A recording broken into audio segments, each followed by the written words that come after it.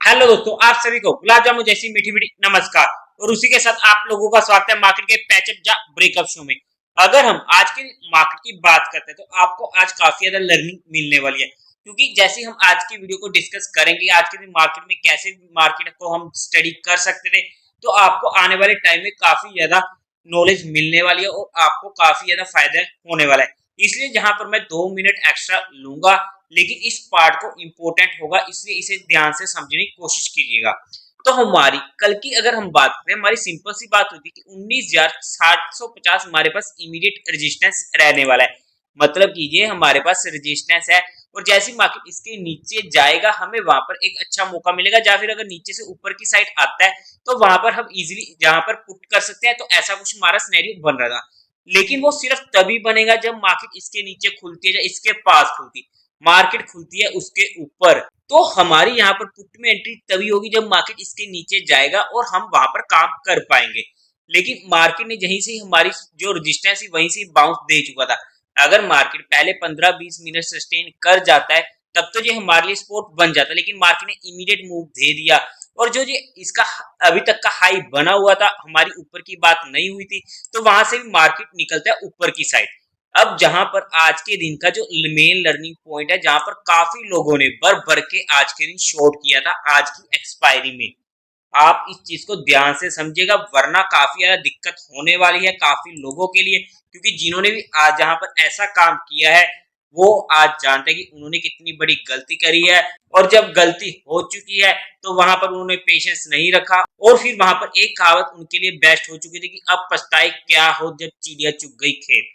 जहां पर भर भर कर लोगों ने शॉर्ट करे। देखो, शॉर्ट किया दैट्स ओके, कोई दिक्कत की बात नहीं होने वाली है।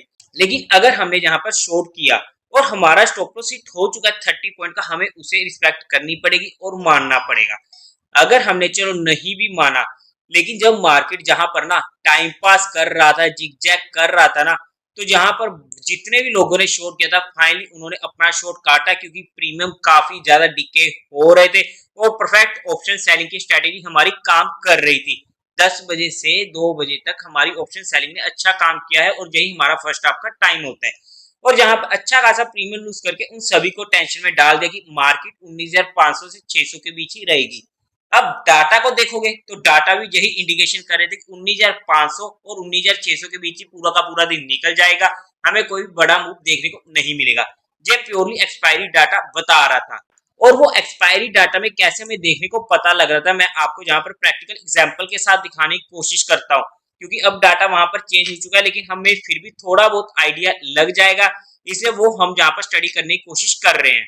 वेट अ मिनट, इसको अपडेट हो जाने दो, आई थिंक नेटवर्क स्लो चल रहा है। तो आज हुआ क्या, जो 19,500 का लेवल था, मतलब कि जहां पर अच्छे खासे पुट सेलर बैठे थे, अप्रोक्स 6 लाख के ऊपर के कॉन्ट्रैक्ट हमें जहां पर इस लेवल पर देखने को मिल रहे थे। इसलिए आप लोगों को टेलीग्राम पर मैसेज किया था कि 19,500 पर हमें हैवी पुट सेलिंग देखने को मिल रही है। और उसी के सिमिलर 19,600 पर भी हमें 6 लाख के ऊपर के कोर कॉन्ट्रैक्ट देखने को मिल रहे थे। और उसी बेसिस पर आप लोगों को टेलीग्राम पर मैसेज किया था कि 19,600 पर हैवी कॉल सेलिंग हुई पड़ी है और 19,500 पर हैवी पुट सेलिंग हो रखी है। मतलब कि इस रेंज में मार्केट पूरा का पूरा प्रीमियम ईट करने की कोशिश करेगा, और हमें होते हुए देखने को मिला। लेकिन अगर किसी भी साइड इस रेंज को तोड़ता है तो एक अच्छा हमें वहां पर मूव देखने को मिल सकता है, क्योंकि काफी ज्यादा वहां पर कॉन्टैक्ट होंगे, शॉर्टर्स या लॉन्गर। मैं ये नहीं कह रहा कि नीचे की साइड की टूटेगा या ऊपर की साइड का टूटेगा, जिस भी साइड टूटता वहां पर हमें एक बड़ी मूव देखने को मिल सकती थी, और वहां पर वो लोग फंस जाते। और यही उस मैसेज का एक छोटा सा इंडिकेशन था, ताकि आप लोगों को लर्निंग मिल सके। और जैसे ही मार्केट ने 19,500 का लेवल तोड़ा, अब चलते हैं सीधा चार्ट पे। और जैसे ही मार्केट ने 19,500 का ये वाला लेवल तोड़ा, वहां पर हमें एक अच्छी मूव नीचे की साइड की देखने को मिली थी, और इमीडिएट हमें एक मूव मिल चुकी थी। अब वहां पर लोगों को फिर से डराया गया कि बाउंस आ रहा है, और वहीं से फिर से नीचे को खींच के ले गया था। अब यही हमारे पास एक मौका मिला था हीरो जीरो का भी, और हमारे लेवल्स के अकॉर्डिंग ना सही हमें कोई ट्रेड मिली, लेकिन आप लोगों को टेलीग्राम पर जो अपडेट किया था उसके बेस पर हमें एक ट्रेड मिल चुकी थी। अगर हम हमारे लेवल्स के अकॉर्डिंग भी बात करते हैं तो 19,450 के नीचे फिर से हमें जहां पर जैसे तोड़ता है वहां से हमें एक अच्छी मूव मिल चुकी थी। तो ये हमारा ओवरऑल का कल का जो सिनेरियो था वो डिस्कस हुए। लेकिन आज के दिन सबसे बड़ी दिक्कत क्या है, जो मैं आप लोगों को बताने की कोशिश कर रहा हूँ।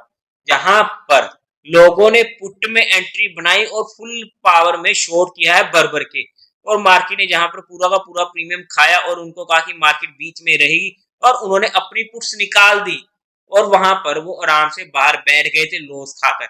लेकिन जैसे ही जहां पर एक अच्छा वहां पे मार्केट ने मूव दिया, वो लोग पछता रहे थे और वहां पर उनके अंदर आया कि अब तो ये कांड हो गया, और उन्होंने फिर से वहां पर उल्टी सीधी ट्रेड करनी शुरू करी है, और वहां पर उन लोगों को हुआ है काफी ज्यादा लॉस।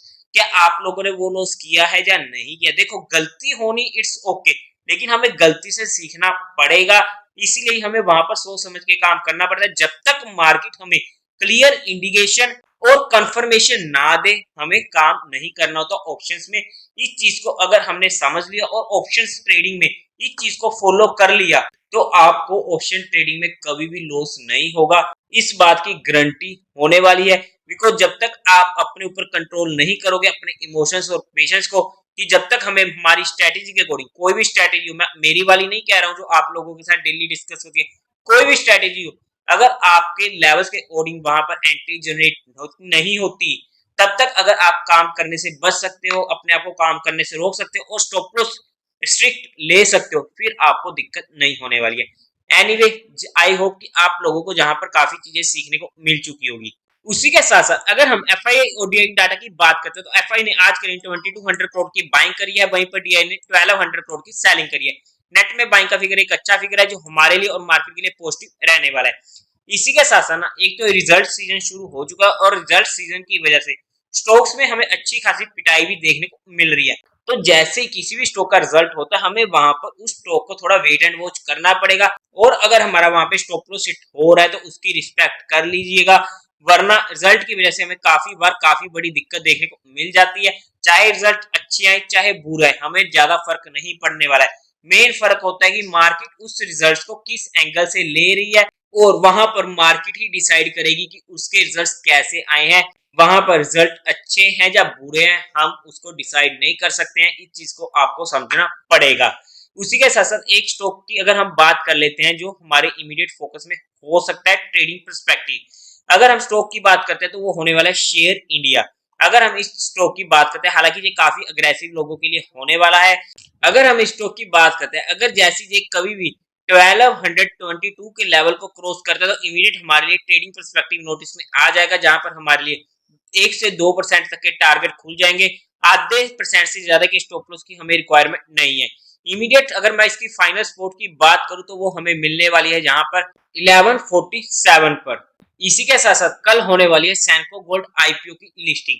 आई होप कि काफी लोगों को यहाँ पर लॉट मिले होंगे, बिकॉज इस आईपीओ में एटलीस्ट रिटेल कैटेगरी में लॉट लेना काफी ज्यादा इजी था। पर्सनली मुझे जहां पर 2 लॉट मिले हैं।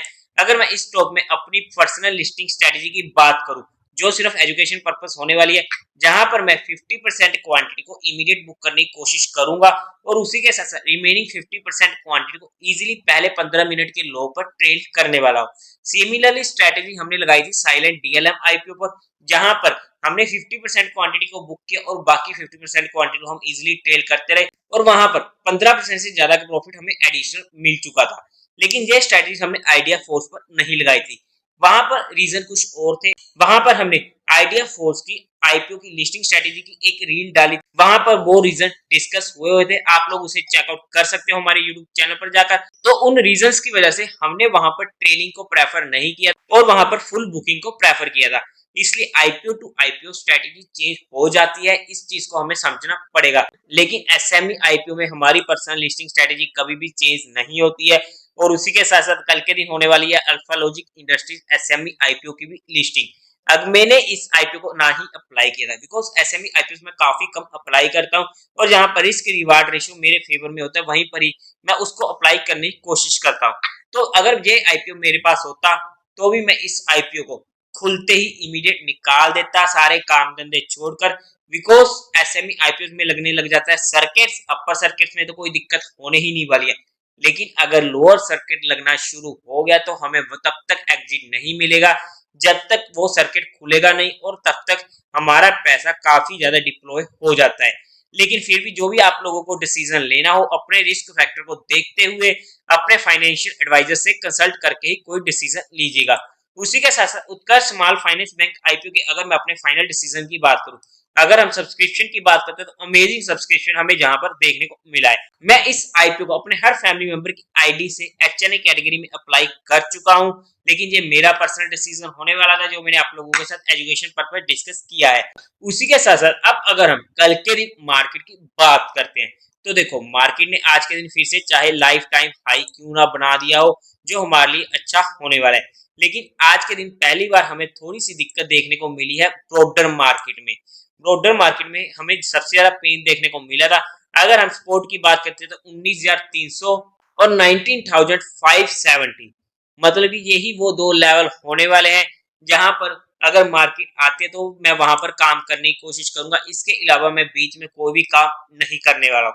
अगर कल के दिन मुझे जहां पर मेरे लेवल्स के अकॉर्डिंग एंट्री नहीं मिलती है और मार्केट बीच में ही निकलती रहती है, तब भी मुझे कोई दिक्कत नहीं होने वाली है, लेकिन इन्हीं दोनों लेवल्स के पर ही मैं काम करने की कोशिश करूंगा। इसके अलावा मैं काम नहीं करने वाला हूं, मैं मार्केट में वेट एंड वॉच कर लूंगा। 19,300 हमारे पास सपोर्ट रहने वाली है और 19,570 का हमें रेजिस्टेंस मिलने वाला है। और उसी के साथ साथ आप लोगों के साथ जहां पर जितनी भी चीजें डिस्कस की गई हैं वो सिर्फ एजुकेशन, लर्निंग और केस स्टडी पर्सपेक्टिव होने वाली है, जहां पर किसी भी तरीके की कोई भी इन्वेस्टमेंट टिप या एडवाइस नहीं दी गई है। फिर भी अगर आप लोगों को इन्वेस्टमेंट करनी हो तो एक बार अपने फाइनेंशियल एडवाइजर से कंसल्ट करके काम कीजिएगा। उसी के साथ साथ आप लोग हमारा टेलीग्राम चैनल भी ज्वाइन कर सकते हो। टेलीग्राम चैनल का लिंक भी आपको डिस्क्रिप्शन में मिल जाएगा, या फिर आप direct market love affair search करके वहां से भी ज्वाइन कर सकते हो।